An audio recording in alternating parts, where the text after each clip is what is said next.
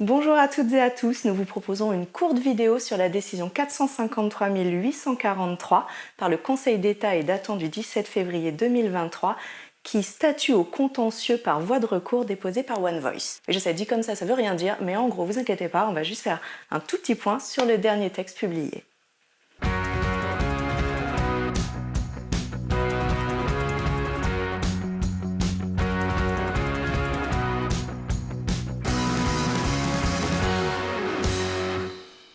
À l'origine de cette décision, on retrouve un texte que vous connaissez déjà probablement, c'est l'arrêté du 8 octobre 2018 qui fixe les règles générales de détention des animaux d'espèces non domestiques.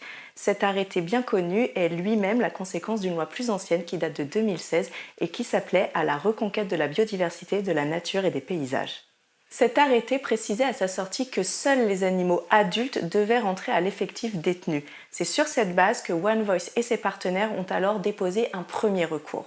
Les inquiétudes de ces acteurs sont portées sur les dérives possibles d'une reproduction non contrôlée dans des établissements mais également dans les élevages d'agrément, à savoir des animaux produits en grande quantité, diffusés sans contrôle ni recours possible. Ce premier recours fut gagné et entraîna la publication d'un arrêté le 29 mars 2021 qui modifie l'arrêté du 8 octobre 2018 et notamment le point qui nous intéresse sur les animaux adultes. C'est au paragraphe remarque qu'un alinéa est ajouté.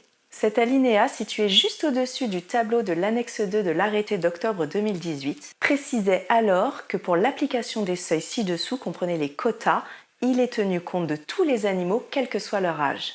Par exception, les animaux nés dans l'élevage ne sont pas pris en compte tant qu'ils sont au stade juvénile.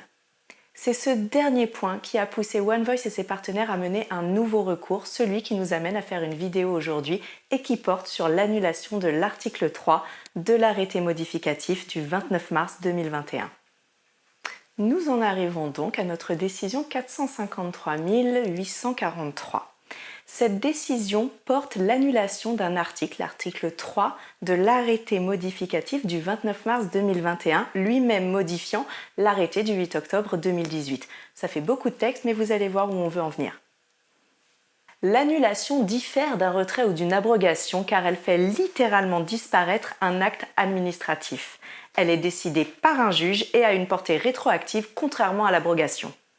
La conséquence de l'annulation de l'article 3 de l'arrêté modificatif de mars 2021 est donc que tous les animaux, qu'ils soient nés ou non dans l'élevage, sont comptés à l'effectif détenu. Vos quotas comptent donc tous les animaux, qu'ils soient juvéniles, subadultes ou adultes.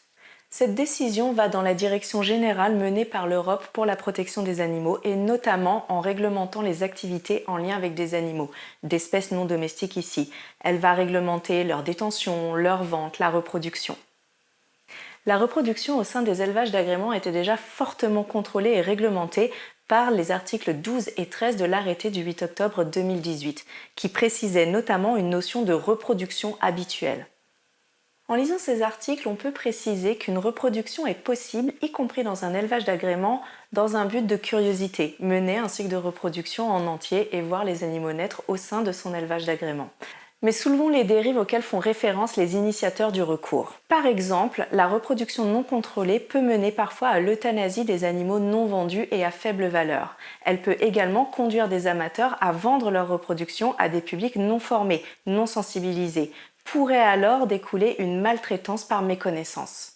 Là où les éleveurs amateurs sérieux et concernés par le bien-être animal sont malheureusement également touchés par cette décision, on peut penser que ce nouvel outil de contrôle pourrait à terme mener à moins de maltraitance. Pour terminer cette vidéo sur un point positif, on aimerait vous rappeler qu'il existe des procédures pour exercer votre passion en toute légalité. Il s'agit du certificat de capacité et de l'autorisation d'ouverture d'établissement. À ce jour, en France, il est encore possible d'obtenir ces autorisations avant probablement de nouvelles dispositions.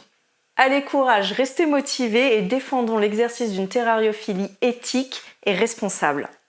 On arrive à la fin de cette vidéo, on vous remercie beaucoup de votre attention, merci de nous avoir suivis et à bientôt sur une nouvelle vidéo ou peut-être en formation.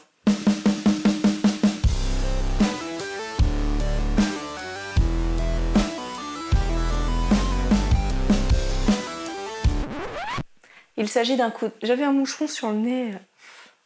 Les animaux sont malheureusement également...